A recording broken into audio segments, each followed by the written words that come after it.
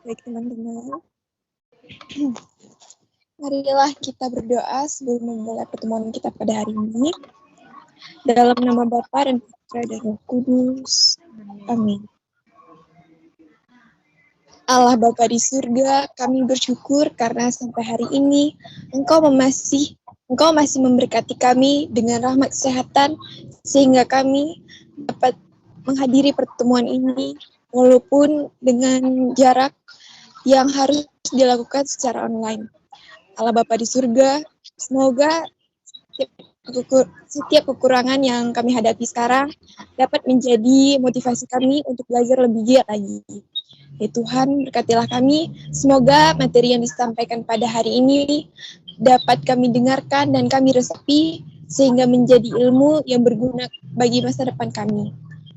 Sekian doa yang singkat ini ya Bapa, semoga Engkau memberkati kami kini dan sepanjang segala masa. Amin. Nama Bapa dan Putra dan Roh Kudus. Amin. Oke.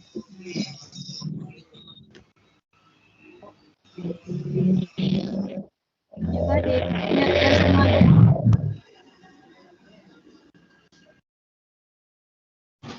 Saya harap semua sehat ya.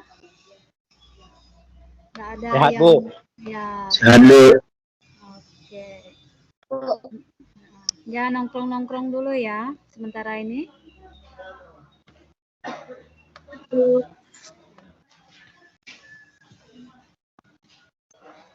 Oke, ini terlihat slide-nya? Terlihat, Bu. Terlihat, Bu. Terlihat, Bu. Kita masuk Terlihat, ya. Bu.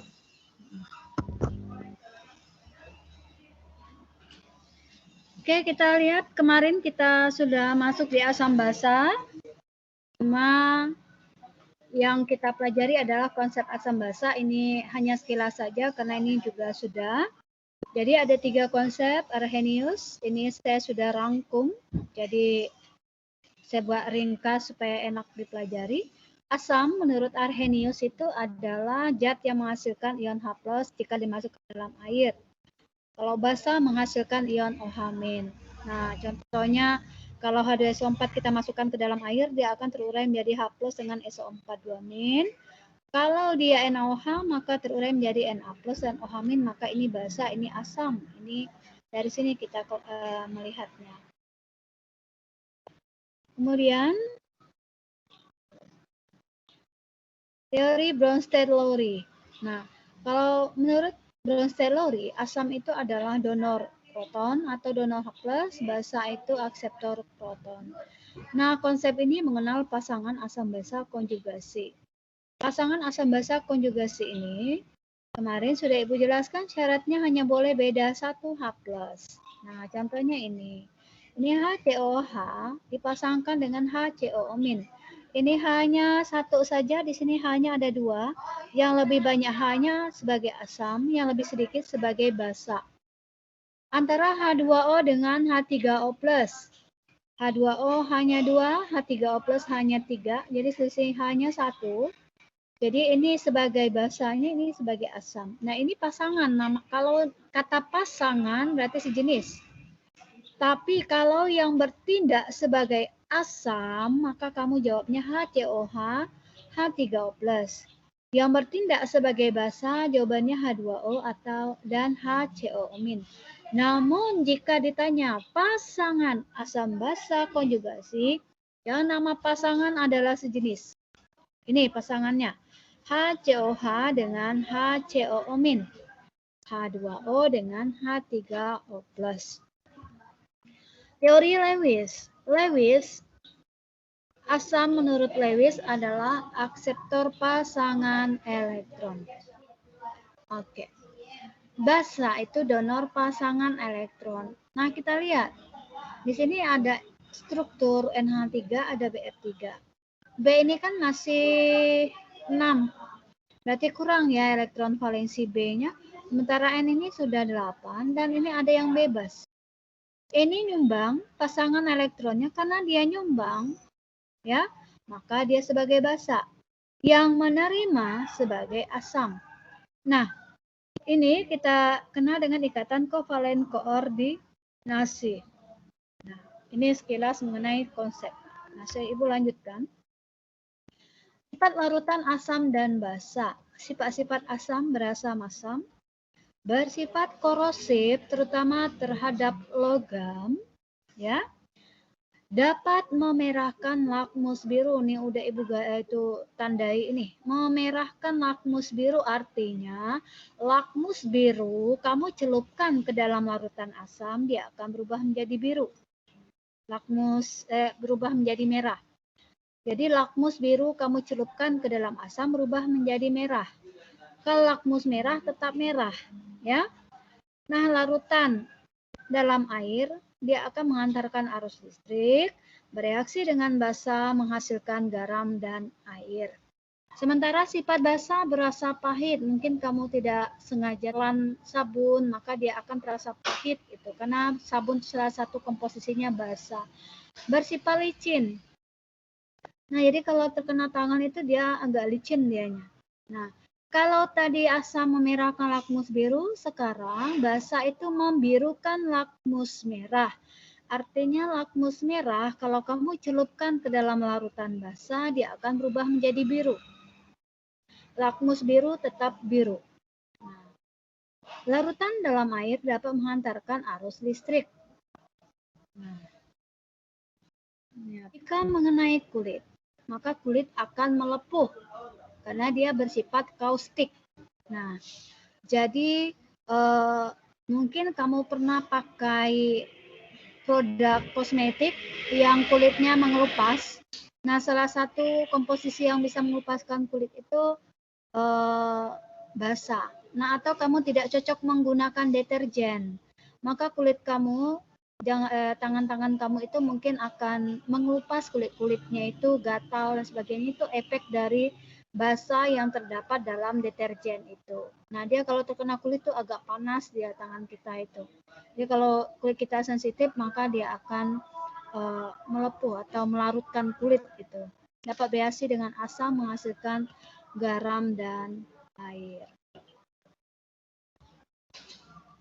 Nah, bagaimana sih cara mengidentifikasi asam basa? Kalau buah-buahan tentunya bisa kita cicip ya. Cicip rasanya asam ya pasti, kalau rasanya masam pasti asam. Namun yang ada di laboratorium tentunya kita tidak bisa mencicipi. Oleh karena itu, ada beberapa indikator yang bisa kita gunakan untuk mengidentifikasi apakah dia bersifat asam atau basa. Nah, indikator ini yaitu zat yang menunjukkan warna berbeda dalam kondisi asam dan kondisi basa. Indikator yang digunakan yang pertama kertas lakmus.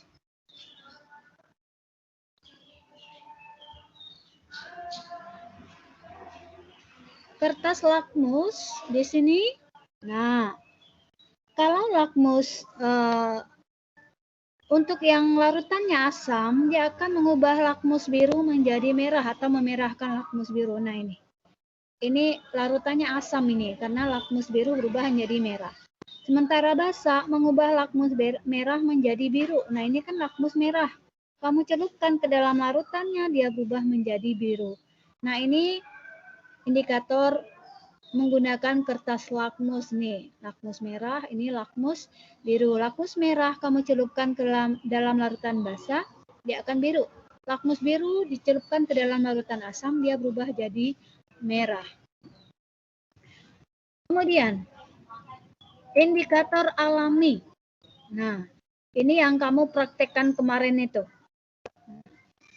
Ibu belum belum cross check siapa yang belum mengumpulkan tugas praktek ini.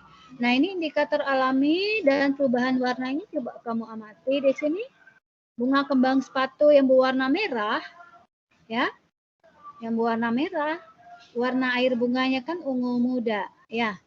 Kamu masukkan, tambahkan asam, dia tetap merah. Tambahkan basa, dia akan berubah menjadi hijau tua. Bunga trompet yang berwarna kuning. Dalam asam dia emas muda, dalam basa dia emas tua. Nah, anggrek warna ungu. Dalam asam dia menjadi pink tua, dalam basa dia hijau kemerahan. asoka, bunga asoka yang berwarna merah. Karena air bunganya coklat muda, maka dalam asam dia orange, dalam basa dia coklat. Kunyit, warna kunyit kan kuning. Nah, kalau kita masukkan ambil airnya itu warnanya agak orange, maka dalam asam dia orange cerah, dalam basa dia coklat kehitaman. Begitu pula bougainville, euphorbia, dan kamboja. Nah, mungkin ada yang kamu gunakan yang lainnya juga bisa. Nah, ini gambar-gambar bunganya. Nah, kalau pas musim buah manggis, kamu bisa gunakan kulit manggis. Kalau ada pacar air, bisa gunakan pacar air. Itu ada kubis ungu. Mungkin sulit kamu cari, tapi yang paling banyak di kampung nih kunyit. Kunyit nih pasti ada. Dan bunga-bunga yang di hutan itu, terserah kamu mau bunga apa, itu bisa kamu jadikan indikator alami dengan cara dicek dulu dengan asam dan basa. Nah, selanjutnya yaitu indikator buatan. Nah, di sini ada beberapa indikator buatan dan perubahan warnanya. Yang pertama timol biru, rentang pH-nya 1,2 sampai 2,8, ini perubahan warnanya. Bromfenol biru, metil orange, bromkresol hijau, kemudian ada metil merah, bromkresol ungu, bromtimol biru biasa disingkat BTB, ada kresol merah, phenolphthalein, dan alirazin kuning. Nah, untuk yang basah bisa kita gunakan dari kresol merah sampai alirazin ini. Karena ini pH-nya di atas 7.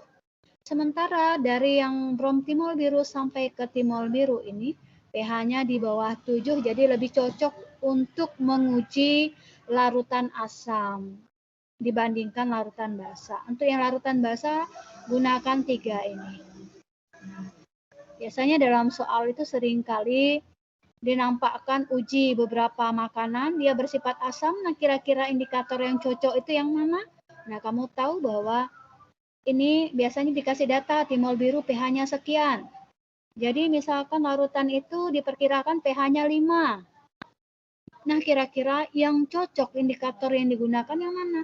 Tentunya ini, metil merah ini ya. Metil merah ini yang cocok. Mengapa 5 itu di sini dia? Di rentang ini. Nah, kalau misalkan pH-nya di atas 10, nah tentunya kita lebih cocok menggunakan ini.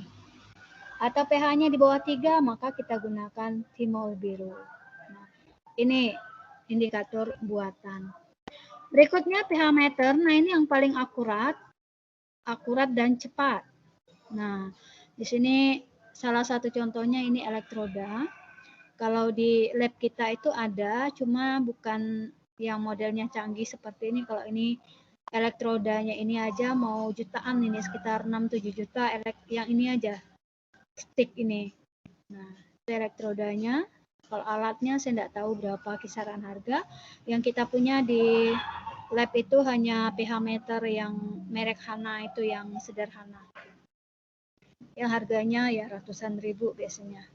Oke. Ini paling akurat. Nah, berikut indikator universal. Nah, indikator universal ini cukup baik tingkat keakuratannya, walaupun masih kurang baik dibandingkan pH meter digital. Karena apa? Di sini indikator universal ini sudah ada rentang pH 1 sampai 14, dia berbentuk kertas seperti ini. Nah, ini stick ini kamu celupkan ke dalam larutan, nanti dia akan berubah warna. Saat sudah berubah warna, kamu cocokkan ke sini. Cocokkan ke gambar ini mana yang cocok sesuai dengan gambar stick kamu. Disitulah rentang pH-nya. Nah, biasanya kesalahan itu adalah di mata manusia. Nah, biasanya kita melihat satu dengan yang lain itu mungkin, oh ini warna ini cocok ke pH 1, ya ini cocoknya ke pH 2. Itu biasanya ini yang menjadi perdebatan kalau di dalam praktikum. Nah, ini cukup akurat karena sudah menunjukkan nilai pH. Detailnya kalau yang tadi masih rentang. Nah, Ibu akan contohkan satu penyelesaian soal. Nah, ini. Pada pengujian sampel air limbah diperoleh data sebagai berikut. Kita pakai 3 indikator, metil merah, metil jingga, dan lakmus. Metil merah, rentang pH-nya 4 sampai 6,3, warnanya merah kuning. Yang ini merah ke kuning juga, rentang pH-nya 3,2 sampai 4,4. Ini merah biru. Nah, kalau kamu amati warna jingga, ini tidak ada sini. Berarti jingga ini berada di antara ini. Antara 4 sampai 6,3. Kuning. Kuning berarti di atas 4,4. Merah berarti di bawah 4,5. Kita lihat penyelesaiannya.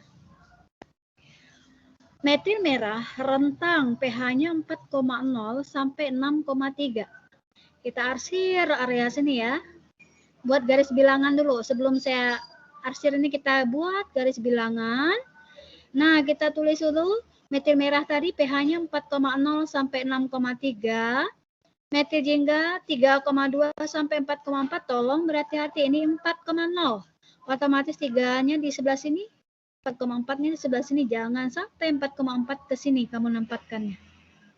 Nah, kemudian 4,5 posisinya di sebelah 4,4 sampai 8,3. Nah, tadi limbah A, metil merah, itu warnanya jingga. Jingga berarti di antara ini. Kemudian metil jingga itu warnanya tadi adalah kuning. Kuning berarti di atas 4,4. Di atas ini kita arsir sampai full. Kemudian menggunakan lakmus, tadi warnanya merah. Merah itu di bawah 4,5. Kita arsir. Nah, dari ketiga garis bilangan ini, area yang terarsir semuanya adalah ini. Batas bawahnya 4,4, batas atasnya 4,5. Maka disinilah rentang pH-nya. Maka kita tulis pH limbah A 4,4 sampai 4,5. Atau pH ini berada di antara lebih besar dari atau sama dengan 4,4 atau kurang dari 4,5. Ini limbah A. Sekarang limbah B. Limbah B, metil merah tadi warnanya merah ya, merah di bawah 4. Ini warnanya jingga, berarti di antara. Ini warnanya merah. Oke, kita lanjut dulu. Nah, di sini. Kalau metil jingga tadi, ini warnanya di antara ini. Begitu pula lakmus warnanya merah. Nah, area yang terarsir semua, batas bawahnya 3,2. Batas atas ini, lihat. Di atas ini 4,0. Ini sih memang terarsir, tapi di atasnya tidak terarsir. Maka pH-nya 3,2 sampai 4,0. Jadi pH-nya atau penulisannya pH lebih besar dari atau sama dengan 3,2 atau kurang dari atau sama dengan 4,0. Nah, ini penulisan dari pH. Nah, ini sering kali muncul dalam soal itu ya. Dalam soal sering kali muncul, jadi semoga kalian bisa melihatnya nanti.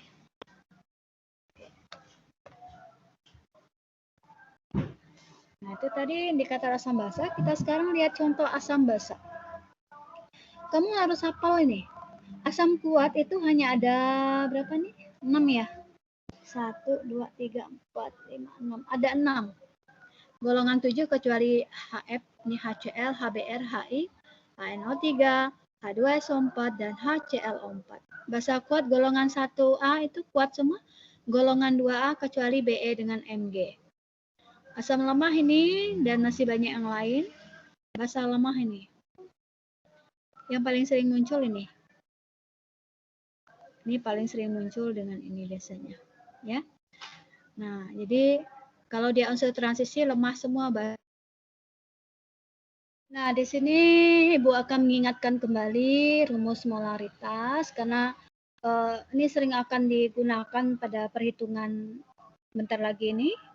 Nah, molaritas adalah banyaknya zat terlarut dalam 1 liter larutan. di mana dirumuskan M sama dengan massa per MR kali 1000 per V. Kalau pakai rumus ini, maka volumenya kita pakai mili. Namun bisa kita gunakan misalkan dalam soal sudah diketahui dalam bentuk mol, maka kita langsung masukkan ke dalam rumus ini, yaitu mol per volume, tapi ubah volumenya ke dalam satuan liter. Kalau kamu gunakan volume dalam satuan liter, maka nanti jadinya mol. Tapi kalau misalkan di sini masih mili, maka dia masih milimol dia. Jadi ini untuk membedakan. N itu apa? N itu kan massa per MR ini loh. Massa per MR ini. Nah, jadi itu sama dengan N. Nah, pengenceran. Yaitu bertujuan untuk mengurangi kepekatan atau konsentrasi larutan dengan menambahkan pelarut air dengan rumus M1V1 sama dengan M2V2. Sehingga volume airnya itu adalah V2 kurang V1.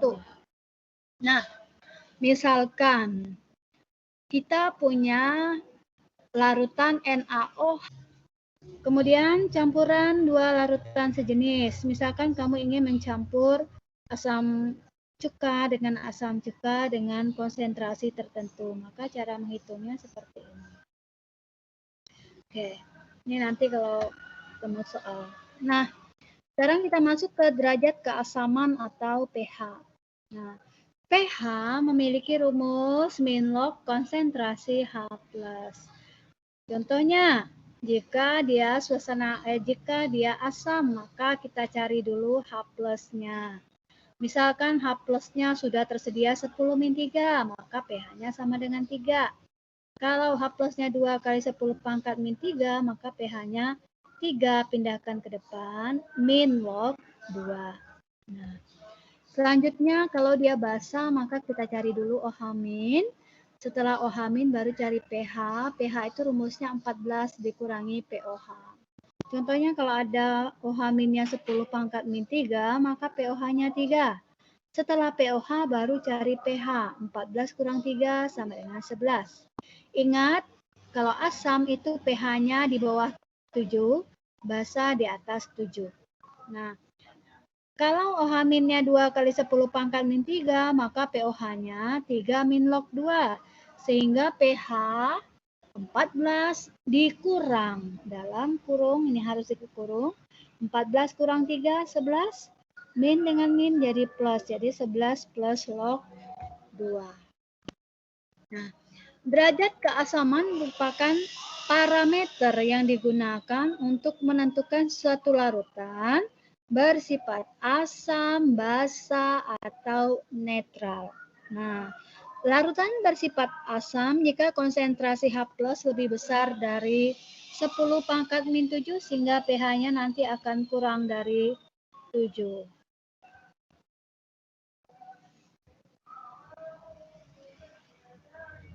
Kemudian basa jika H+ kurang dari 10 pangkat min 7 sehingga pH-nya akan lebih besar dari 7 nantinya. Netral H+ sama dengan 10 pangkat min 7 sehingga pH-nya 7. Dalam air, konsentrasi H+ sama dengan konsentrasi OH- dan hasil kali konsentrasi H+ dan konsentrasi OH- dalam air selalu konstan. Nah, selalu konstan dan disebut tetapan kesetimbangan air atau KW. Nah, KW itu hasil kali ini sama dengan 10 pangkat min 14. Sehingga PKW, pH plus POH itu totalnya 14. Nah, rumus menghitung pH asam dan basa. Nah, asam kuat H+ A kali M. A itu valensi ya. Contohnya HCl, berapa sih jumlah H-nya? 1. Maka A-nya 1. Kalau H2SO4, jumlah H-nya 2. Nah, dalam asam kuat yang valensinya 2 itu hanya 1, yaitu H2SO4. Kalau basa kuat yang OH-nya 2 itu hanya di golongan 2A. BaOH 2 kali, CaOH 2 kali, dan SrOH 2 kali. Asam lemah, konsentrasi H+ akar Ka kali M. Atau kalau diketahui derajat ionisasinya alfa kali M.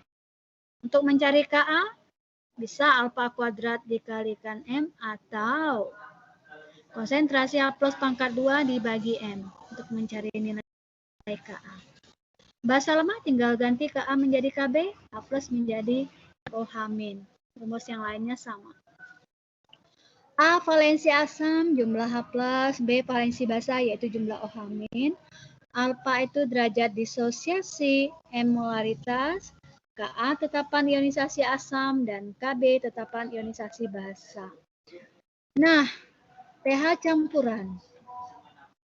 Ada 3 jenis campuran. Campuran asam dengan asam, campuran basa-basa, dan campuran asam basa.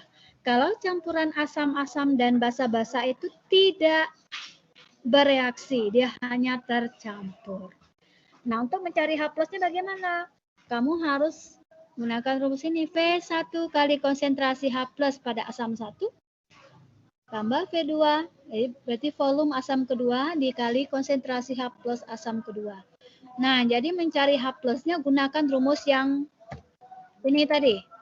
Nah, gunakan rumus ini mencari H plusnya tergantung apakah di asam kuat, asam kuat atau asam lemah, maka menyesuaikan. Dibagi V1 plus V2. Nah, ini campuran basa-basa pakai OH min. Itu bedanya. Setelah mencari H plus, maka cari pH. Langsung dapat pH. Kalau yang diketahui OH min, maka cari pOH dulu, baru cari pH. Nah, campuran asam basa. Nah, campuran asam basa itu akan bereaksi membentuk garam dan air. Nah, bagaimana menentukan pH campuran? Maka pH campuran ini bergantung dari zat yang ada setelah reaksi. Nah, langkah-langkah menghitung pH campuran asam basa yaitu pertama, tulis reaksi lengkap dengan koefisiennya, berarti harus disetarakan. Buat reaksi dulu, setarakan. Analisa MBS yaitu mula-mula, reaksi, dan sisa. Dengan mengetahui zat yang ada setelah reaksi, maka kita dapat menentukan pH. Nah, ada 3 kemungkinan yang terjadi manakala asam dan basa bercampur. Yaitu yang pertama, tersisa asam kuat. Maka gunakan rumus H plus sama dengan milimol asam kuat sisa kali valensi dibagi volume campuran. Jika yang bersisa basa kuat, maka OH min yang kamu cari dengan cara milimol basa kuat sisa kali valensi dibagi volume campuran. Jika tidak ada sisa, habis bereaksi, maka tidak usah dihitung karena otomatis pH-nya 7. Sini ada beberapa soal. Kita akan lihat satu persatu soal. Soal yang pertama dan soal yang kedua ini akan mewakili perhitungan yang tadi itu. Nah, larutan H2SO4 0,001 M. Nih. Ini asam kuat. Nah, kita ubah 0,001 M jadi 10 pangkat min 3 karena ada 3 di belakang koma. Nah. A, valensi asam H ini ada 2, maka A-nya 2. Ditanya pH, bagaimana menyelesaikannya? Konsentrasi H plus sama dengan A kali M. Ya, A kali M. A-nya 2, M-nya 10 pangkat min 3, jadi H plusnya 2 kali 10 pangkat min 3. pH-nya min log konsentrasi H plus. Nah, jadi log 2 kali 10 pangkat min 3. Nah, jadi 3-nya kita simpan di depan. 3 min log 2. Nah, ini tetap, ini tidak berubah. Jadi 3 ini yang kita oper ke sini, tanda negatifnya tidak. B, larutan HCl 0,2 N. Nah, ini Ibu ubah menjadi notasi seperti ini untuk mempermudah kamu menghitung nantinya. Ini jadi 2 kali 10 pangkat min 1, A-nya 1. Kok bisa 1? Karena H-nya di sini 1. Nah, H plus A kali M, berarti A-nya kita masukkan 1, M-nya kita masukkan. Jadilah 2 kali 10 min 1, jadi pH-nya min log konsentrasi H plus. Nah, jadi min log 2 kali 10 pangkat min 1, 1 pindah ke depan, min log 2. Nah, andai kata Di sini hanya log 10 pangkat min 1, maka pH-nya cuma 1. Nah, ini NaOH. Nah, dari di sini udah ketahuan kalau ini basa ya.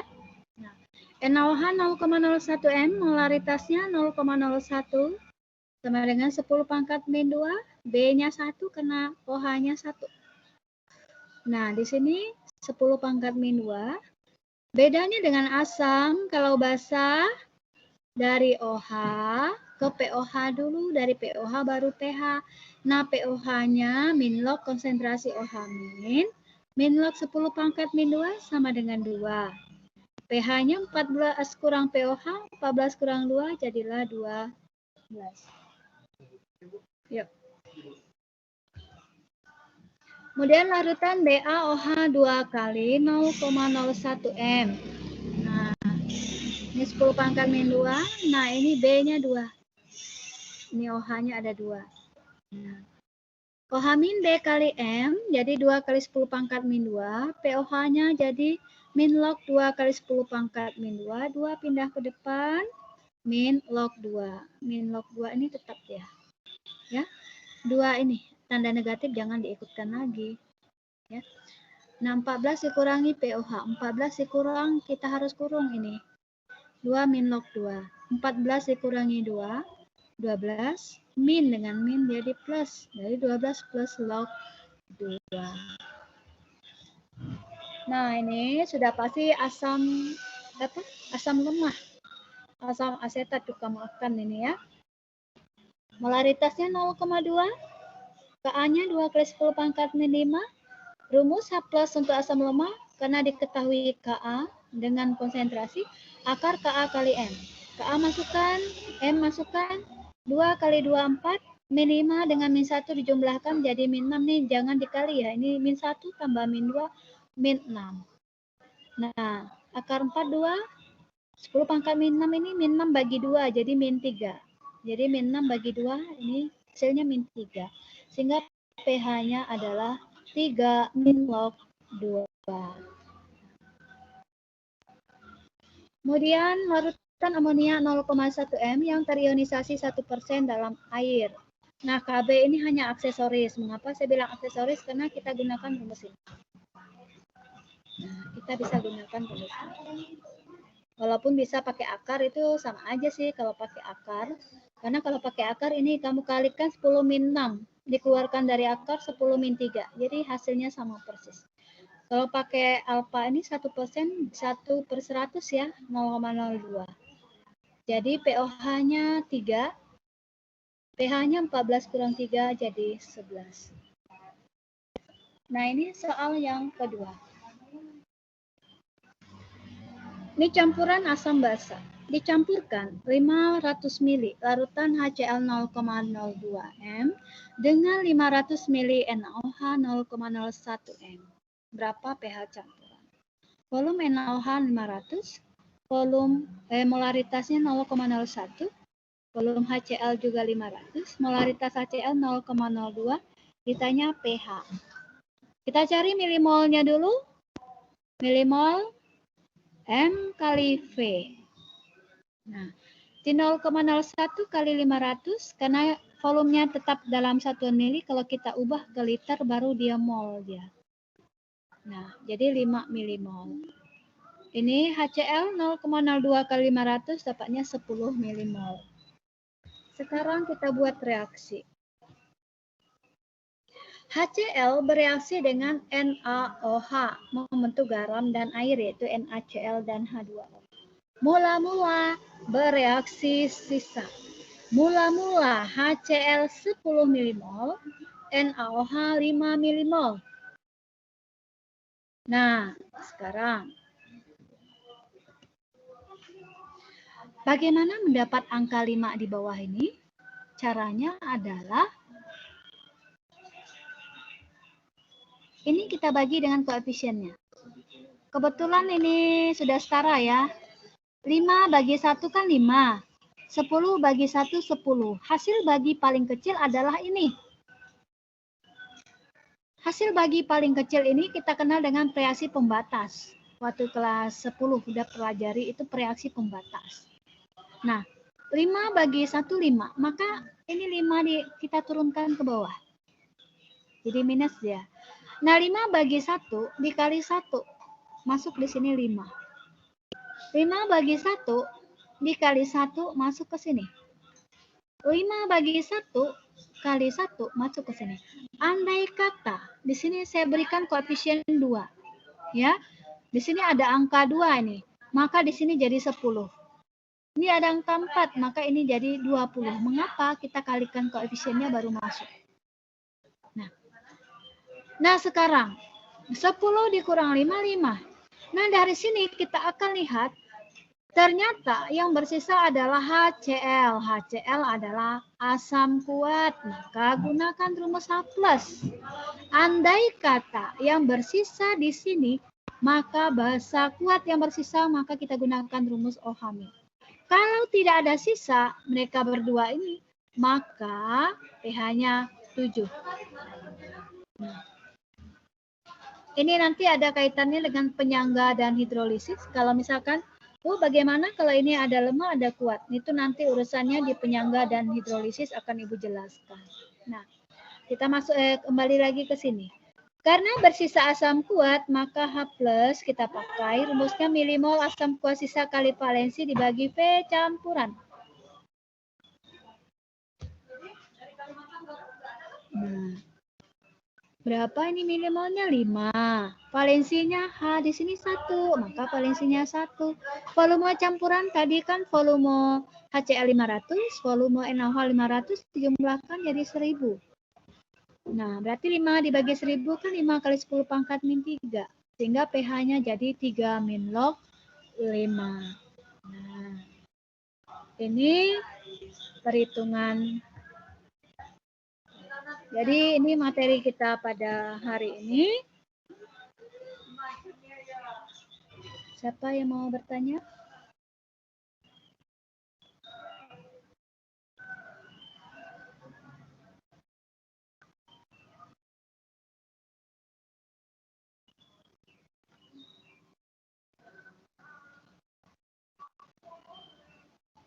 Kita nanti sambil nunggu, siapa tahu kamu bertanya, kita foto dulu ya. Ibu gunakan aplikasi di HP. Karena laptop saya kebetulan programnya lagi error. Buka semua itu videonya, tolong pose yang bagus sedikit. Untuk tugas, bagi yang merasa belum, sebelum saya rekap, sebelum ada menagih tugas, tolong dituntaskan, Ibu tunggu paling lambat hari Minggu. Nah, kemudian bagi yang ingin memperbaiki nilai, maka silakan kamu chat di grup tele itu untuk minta reset dengan menyebutkan nama kamu. Nah, sehingga Ibu bisa reset tugas kalian dan bisa kerjakan lagi untuk nilai perbaikan. Saya rasa itu saja. Kalau tidak ada pertanyaan, saya akan minta Agnes Apriani untuk pimpin doa penutup.